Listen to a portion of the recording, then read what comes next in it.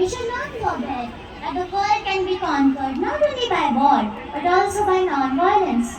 It was never battle laurels that made King Ashok the Great.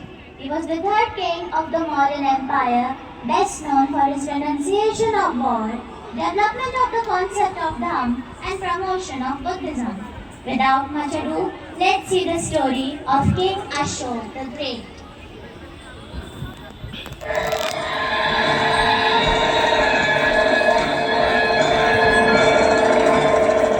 सम्राट अशोक का कलिंग की रणभूमि में प्रवेश।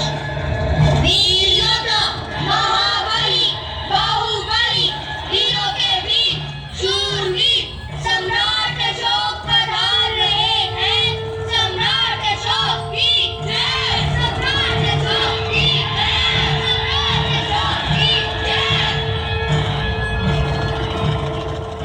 महाराज, हमने आपके निर्देशन और आज्ञा से कलिंग पे विजय प्राप्त कर ली है। मैं अशोक मौर्य, चंद्र अशोक, अशोक वर्धन, जय वर्धन अशोक, मैं सबसे बड़ा सम्राट हूँ। सम्राट अशोक की जय, सम्राट अशोक की जय, सम्राट अशोक की जय। सम्राट अशोक की जय, सम्राट अशोक की जय, सम्राट अशोक की जय। माता, तुम क्यों रो रही हो? अब मैं तुम्हारा राजा हूँ। मैं तुम्हारी समस्त समस्याओं का निवारण करूँगा। बेटा, जो दुख, जो पीड़ा तुमने मुझे और मेरे परिवार को दी, उसका हल तो तुम्हारे पास भी नहीं है। मेरे घर आंगन की खुशियाँ छीन ली, मेरे इकलौते लाल, मेरे इकलौते बेटे को तुमने बस अपनी जीत के लिए उसके जीवन से हरा दिया सम्राट। तुमने मेरे घर को हरा दिया, मेरे पोती के सर से पिता का साया छीन लिया, मेरी बहू की मांग सुनी कर दी और तुम कहते हो तुम समस्या का हल करोगे। सम्राट, तुमने तो हमारा सब कुछ छीन लिया। क्या क्या हल करोगे और कैसे करोगे सम्राट? क्या तुम मेरे बेटे को वापस जीवित कर पाओगे? क्या तुम मुझे मेरे खोई हुई खुशियां वापस दे सकते हो? तुम खुद को बहुत बड़ा पराक्रमी राजा समझते हो, पर क्या तुम मुझे मेरा हंसता खेलता परिवार वापस लौटा सकते हो? बोलो सम्राट।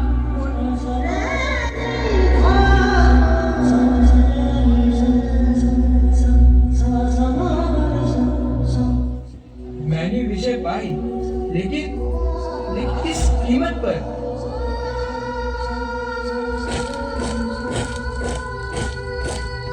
ये स्त्रियों का जन सैलाब पुरुषों के बीच में युद्ध भूमि में क्यों चला रहा है? रणभूमि में स्त्रियों का क्या प्रयोजन? महाराज, ये पुरुषों के देश में कलिंग की स्त्रियां हैं। अब कलिंग में स्त्रियों के अलावा बचा ही कौन है?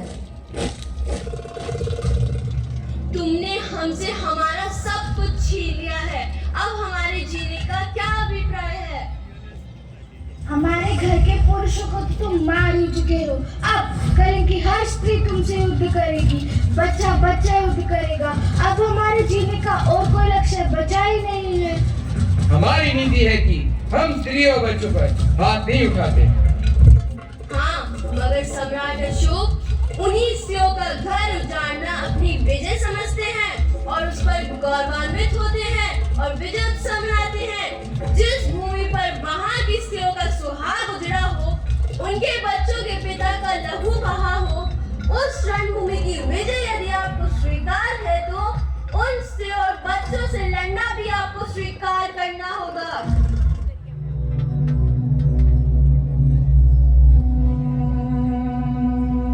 क्या ये राजगद्दी केवल रक्त और हत्या का प्रतीक है? क्या इन निर्दोष लोगों के रक्त से सनी कलिंग की मेरी अभिलाषा थी?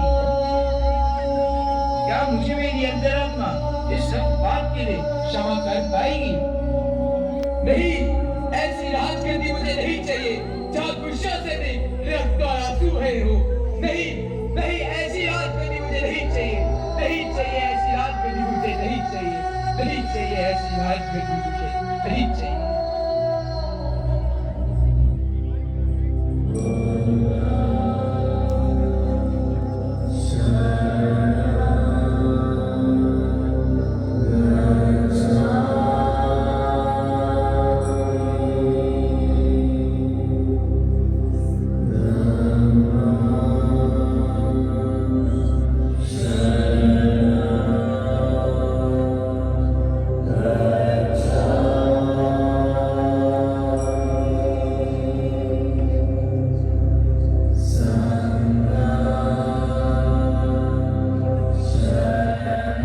और इस प्रकार अशोक का हृदय परिवर्तन हुआ और वो चंड अशोक से देव नाम प्रियदर्शी अशोक के नाम से विख्यात हुआ।